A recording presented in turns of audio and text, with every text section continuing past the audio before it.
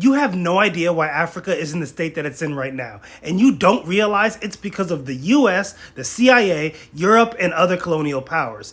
I'm Dr. Jared Van, and I'll break it down for you. It wasn't poverty or corruption that created Africa's instability. It was intentional. It was engineered. European nations carved up the continent through the Berlin Conference in 1884 without a single African in the room. They looted resources, enslaved labor, and forced artificial boundaries on hundreds of ethnic groups. Then, when Africans fought for independence, the US and its allies panicked. They couldn't let Africa govern itself, especially if it meant socialism, Pan-African unity, or keeping its wealth. So, and tell me if you heard this one before, the CIA stepped in. They overthrew leaders like Patrice Lumumba in the Congo. They backed dictators, funded civil wars, and armed rebel groups just to make sure Africa stayed divided, dependent, and exploitable. Every time a country tried to rise, the West made sure it fell, if not by force, then through debt, trade, manipulation, or military intervention. So when people ask,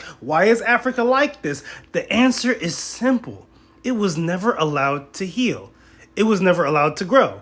It was never allowed to be free. Well, not really. But that might be changing. Look at Ibrahim Traore in Burkina Faso, the youngest head of state in the world right now. He's rejecting French colonial influence, expelling foreign troops, nationalizing resources, and investing in education and sovereignty. And just like clockwork, Western powers and media outlets are painting him as a threat because a free, self-determined Africa has always been their biggest fear. So if you want to understand Africa's present, start by learning who broke it. And if you want to see Africa's future, watch who's trying to rebuild it and who's trying to stop them. As always, this video is for educational purposes, and if you want to learn more, I highly recommend searching online and or reading this book, White Malice by Susan Williams. There's a lot of other stuff too, but you'll have to do your own research or ask others in the comments who know more.